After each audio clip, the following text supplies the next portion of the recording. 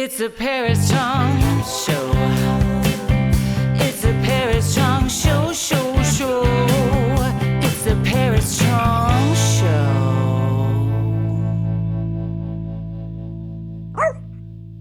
Hi, everybody. Welcome back to the Paris Chong show. I'm delighted to be here today with the artist and a friend, Melanie Pullen, who is just one of the most incredible LA artists that you're ever going to meet. Welcome, Melanie. Thank you. I'm so glad to be here. I love the green. Thank you. Yeah. It's my lucky color. It's the money jacket. Yeah, the money jacket. So Melanie and I have worked together in the past, and she's an amazing go-getter and artist, and she has a very big artist collector Rolodex. So she's the kind of artist that all the curators want to work with. She just recently did a show in Santa Monica at Bergamot Station with William Turner. How was that experience for you? Good. It's still up, and it's been amazing. Like a huge turnout, and it's a new side of town for me, so I didn't really know what to expect, and it's better than expected. Yeah. So it's been great, and I love Bill. I love Bill too. Yeah. I know Bill from back in the day. He used to be on Market Street. Oh, and yes. a million years ago, and I used to just pop in there and say hi to him. And had a little tiny gallery, so it's like he's evolved because his space is so gorgeous at Bergamot Station. I love his gallery; it's so beautiful. Because I know you usually are an East Side girl, right? I am, yeah. And for years I showed at the now it's since gone, but Ace Gallery. The infamous Ace Gallery. The infamous Ace Gallery. Yeah. Many years, 17 years I think I showed with them. So a long time. And Bill during that time was always somebody that, like when I left Ace, I was like, I really like him. And then as LA's been evolving into this big art scene, I was like, I want to go back to something more authentic, a little smaller. I feel like as the whole scene's evolving, it's becoming less personable. If that makes sense. It's a little smaller. So Melanie works on such a grand scale that this big, huge gallery, William Turner Gallery, is the small scale for her. I know, it's huge. I'm like, it's okay, huge. that's a pretty big I'm gallery. like this little giant gallery. So what do you mean? So as the art markets evolved, what do you think of the art market right now in Los Angeles? I mean, it's very large. So LA, it's funny. It was always on the cusp of being like an art hub. I think now it really is. Like Yeah. It finally happened. I believe that too. I thought it happened in 2003, and now I'm like, no, it actually happened.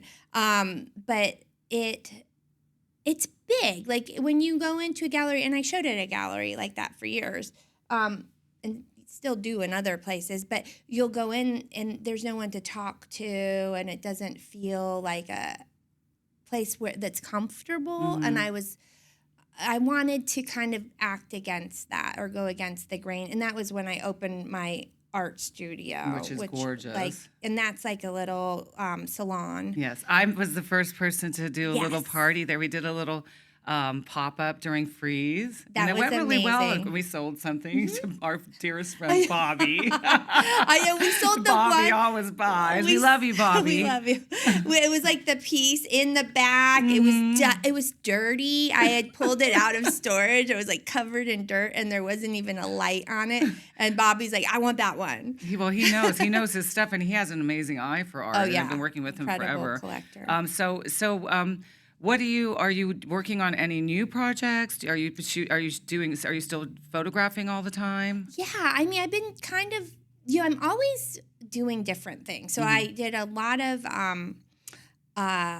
performance art for a while, and then during the pandemic, I got into motion picture directing, very much learning, but I was a hired gun as a director on some stuff, and some big things actually. And then, but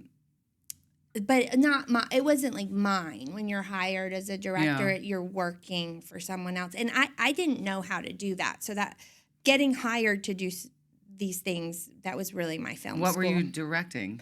So during COVID, everything was shut down during the lockdown.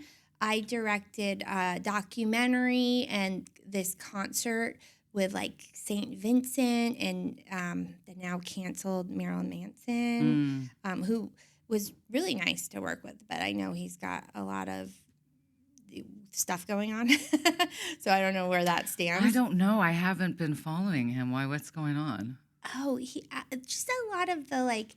I think one of his girlfriends or a few of them came out and said. Oh, that's right. Okay, I remember that. Oh, well. Stuff. Well, and thank you for letting me take up your time this evening during the debate. Oh, I know. I was thinking about that. I'm like, it's the debate. I'm happy to miss it. I mean, the two oldest presidents in history battling it out. Yeah, it's. I know we talked a little bit beforehand about how it's such a touchy subject. I've been completely abused on Facebook over some things that I've said before, and I just can't believe how.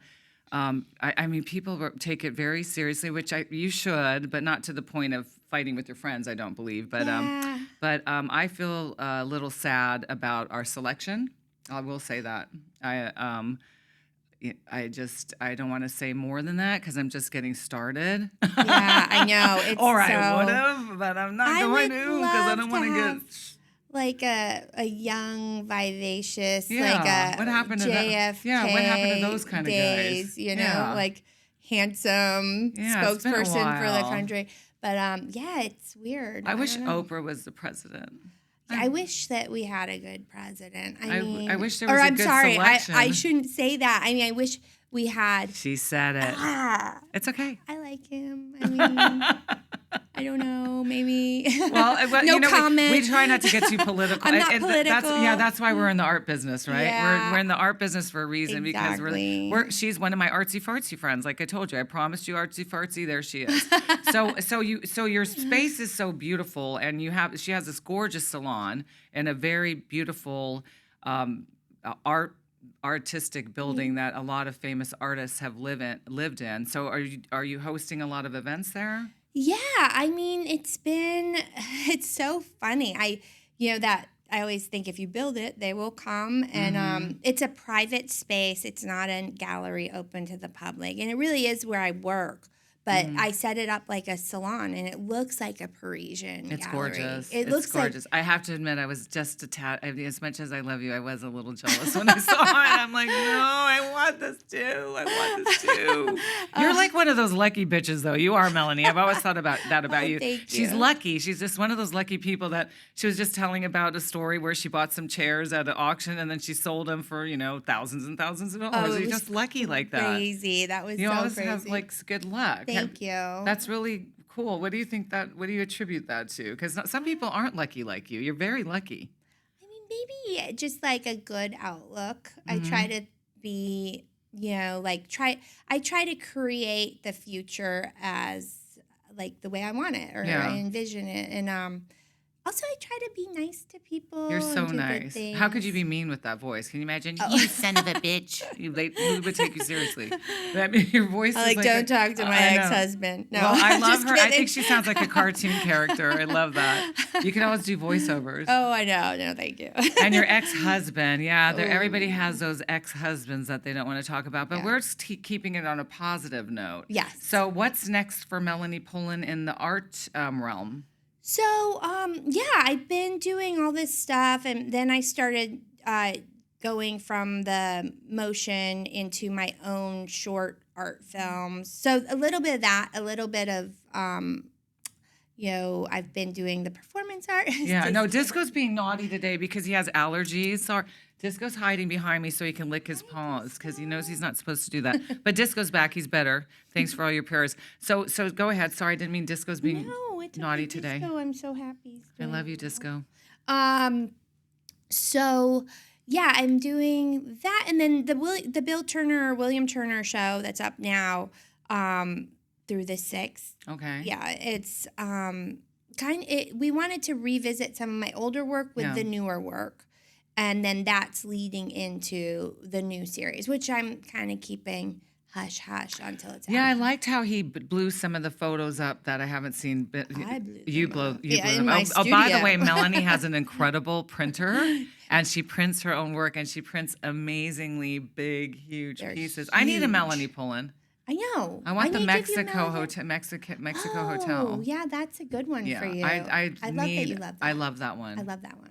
Oh, speaking of Mexico, I'm glad I didn't forget. And actually, there's a photo she did that I really, really want, and I'm gonna have one day. Okay. Um, Give it to you. she had somebody reminded me out here today that you were actually kicked out of Mexico at one point. I was kicked out of Mexico. Like, who the hell gets kicked out of Mexico? What did you do? Me. I She's got like, kicked "I out did." of Mexico. So it's such a long story. You know those stories that are really good, We but wanna they're hear it. long and you're We like long, good stories. Okay, so I'm like, why? So I was showing down in Mexico City with it's this gallery that Damien Hirst actually did a bunch of Okay. shows with. And it used to be an Ace gallery. It was like a whole Uh-oh. thing. No, but it's a great gallery down there. And the owner of the gallery said he worked with the president of Mexico, and this woman who worked there was like her father was fourth in line to the president of something like that. And so basically they had the federal police at their disposal. Okay. And he Already said, sounds scary. yeah, but I was like 28 years old. It More had scary. no concept of danger. And they said, look, if you want use of the federal police, they're yours. Like you can go to kind of crazy places in Mexico. So this is around 2005. Okay. 5-ish. So this someone's is like telling you, it's 28-year-old 28, 30, I think. Young I'm dating myself. white girl Yeah. So to but- going down to Mexico, so I'm and you can there, have. and I'm thinking, okay, well, this is interesting. I fly back to LA, and then I'm mulling it over. Like, okay, this is a great opportunity, Mm-hmm. and I like to shoot things a little on the edge. Mhm. So I fly back to Mexico City, and I'm like, okay, I'm taking you up on the federal police, and just make a list of the most dangerous places you would Oh, never God, go girl. in Mexico City, and I want to do a shoot there.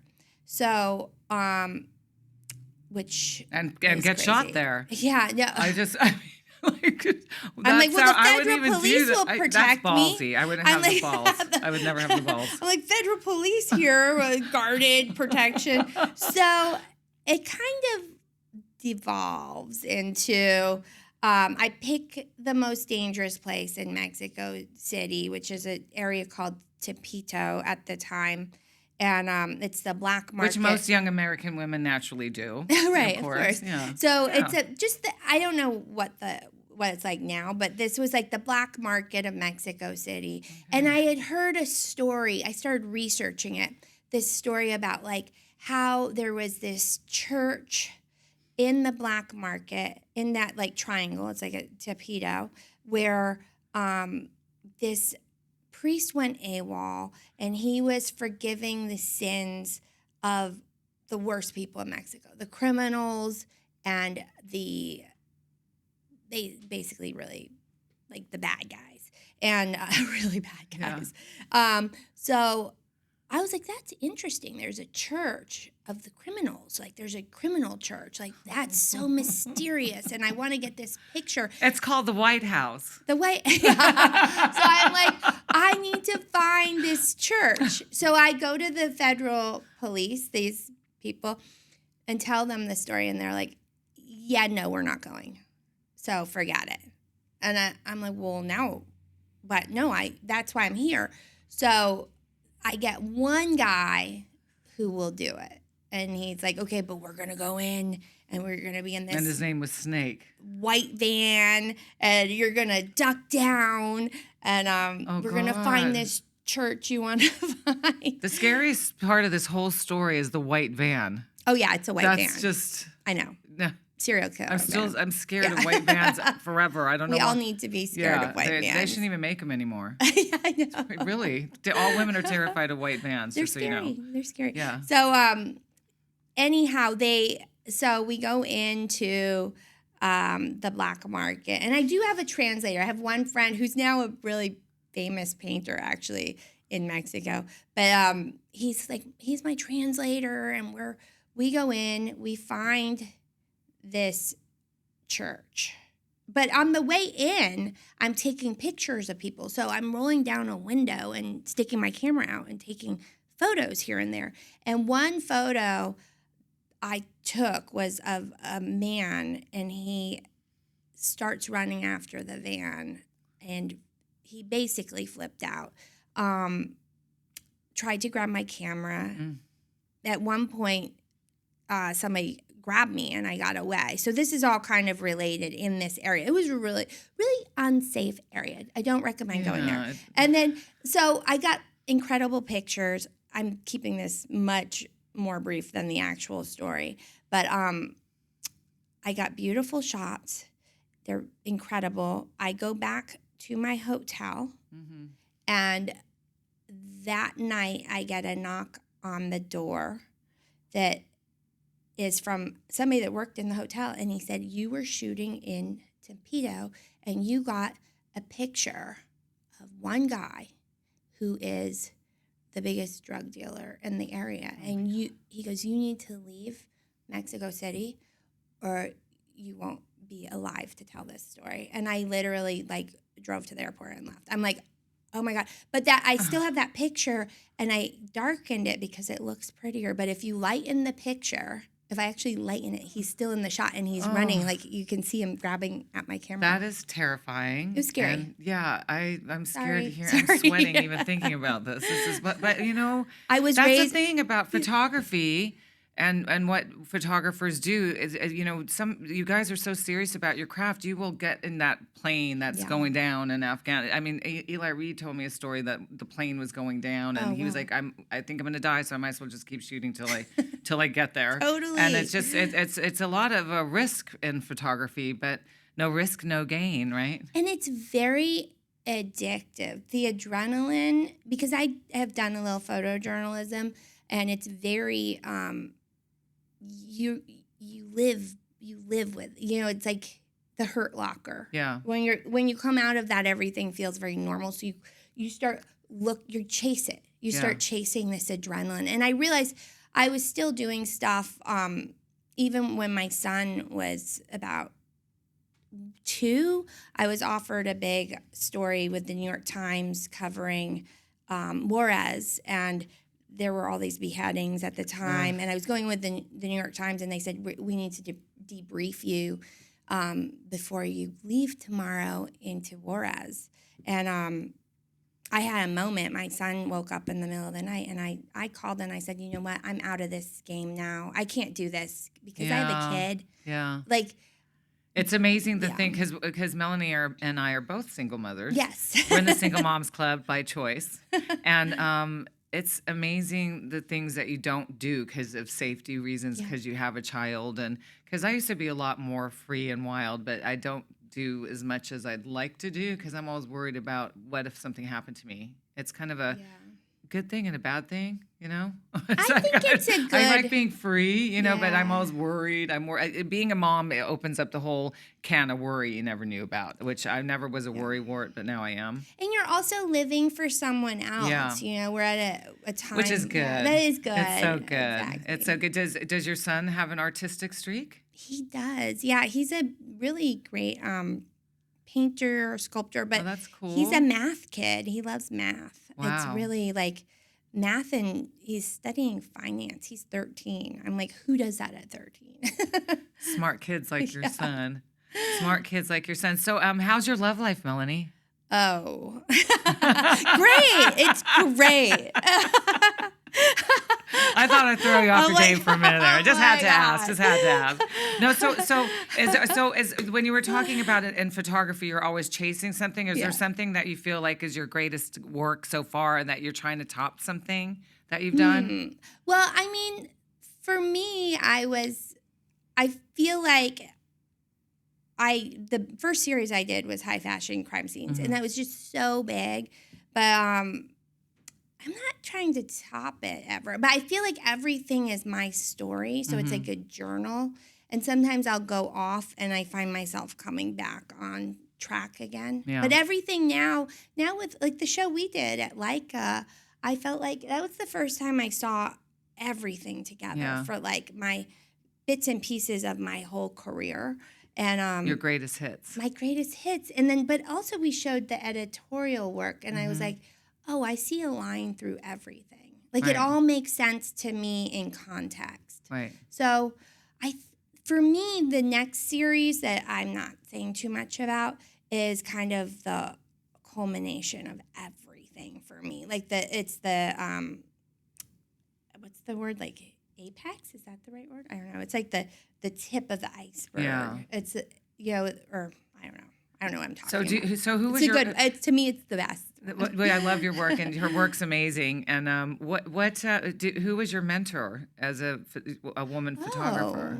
Oh, well, wow. I love so many. Like, I love Deanne Arbus, and I worked with a guy named Aldo when I was a wee little teenage girl. I used to work in his dark room and learn that way, and he was amazing.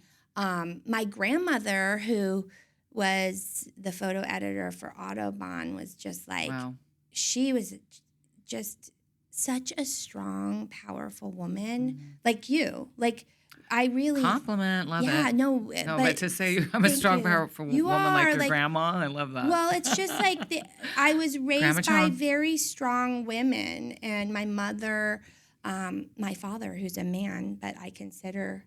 You have a good dad. Another mother. You have such a good dad. He's a good From dad. what you tell me, he's such an amazing father and grandfather. Amazing. And do you have any advice for young women that are breaking into the photography business? If you're, because I think it's becoming more, because for so long it was such a man's profession, and I love how it's really changed in that way.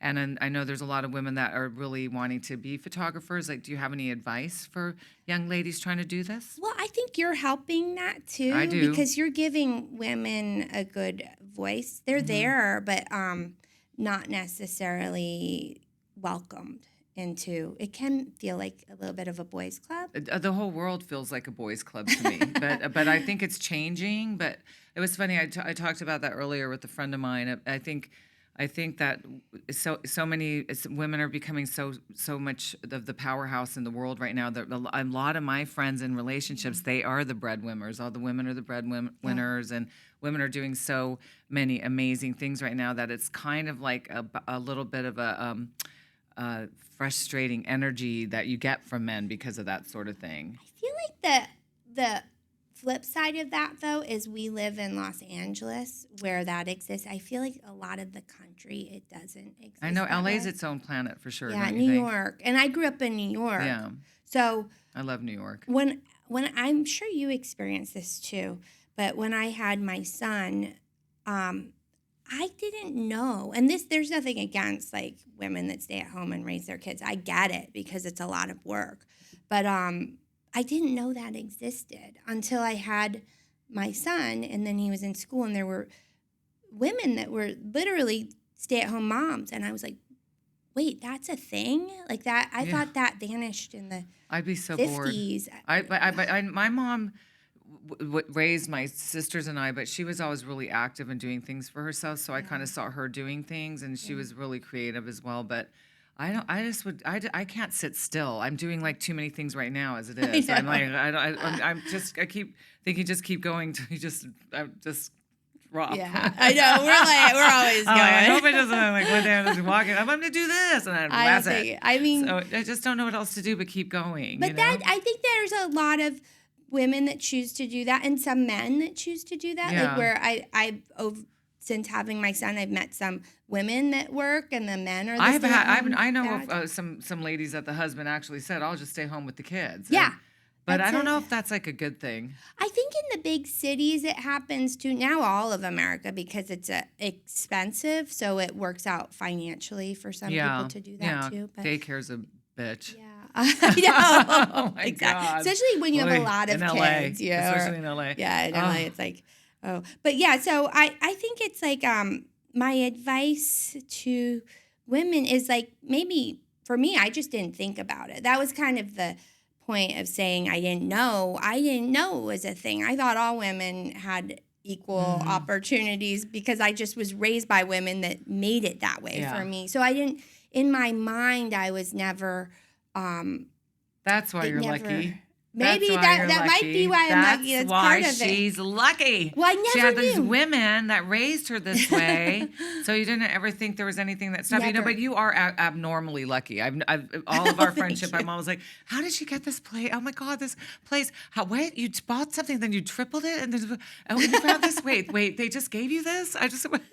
Wait, they just delivered it for you. Oh, you're lucky too. I'm not lucky like you. I am lucky. I feel very lucky. While I'm but you're sitting like on these Minotti chairs. This is from Mary Taw. I know, but I still have to return. I'd be lucky if I could have them forever, but these are very expensive, so I don't think I can have them forever. I love you, Mary Taw. You are one class act. Yeah, Minotti. They're gorgeous, aren't they? And if you want some gorgeous chairs like these chairs that we're sitting on, and this gorgeous table, you can get them on Beverly in the West Hollywood Design District from Mary Taw at Minotti. She has the best furniture ever. Well, I think we've about covered everything except for who made that ring. Oh, okay. Well, I love auctions, and I bought this in an auction. You buy a lot of cool things at an auction. She actually got a really cool chair at auction, Minotti chair. We shouldn't, but I don't know if she care or not. Do you have a favorite true crime documentary? I know what my favorite show's P Valley. Really? It is amazing. It's about a strip. Have you seen it? I can't even believe I like this show. I would have never thought I'd like the show. It's about this strip club and during COVID in Chucalissa, Louisiana. I'm obsessed with it. Wow. It's the weirdest, wackiest, wildest, wonderful show. I love it. Oh, okay. So I'm watching right now. I never watched it in full before, but I'm watching Dexter, and that's kind of goes with what she's love it, and I'm Melanie Pullen loves Dexter. I do. He's so cute. Okay, so what's next for you? And that we all are also going to ask you how we can see your artwork. So what's coming up next? Any shows? Well, I still have this show up, and I always feel like that question comes up when I just got to show up, and I'm like, now I get a break. You're like, I don't want to do it. What's next? The beach. The beach with my kid. I'm going camping. A nap. I'm camping. No, so it's next I still want to go year. camping with you. You got the jet stream. You invited me one year, but for whatever reason I couldn't go. We should take the boys out. So how can we see your work? Your website is melaniepullen.com. And that's. I think it's a wrap, y'all. Thanks for listening to the Paris Chong Show. My special guest, Melanie Pullen. This amazingly big, huge picture of my mug from my friend Marco that I didn't have room for in my house, so I brought it here. I hope you like it. And thank you to my team and my crew, and we'll see you next show. Bye. I got to tinkle, y'all. Okay, right. We're good? Okay. Hello. I love your show. I can't wait to see it. Do you play the whole thing?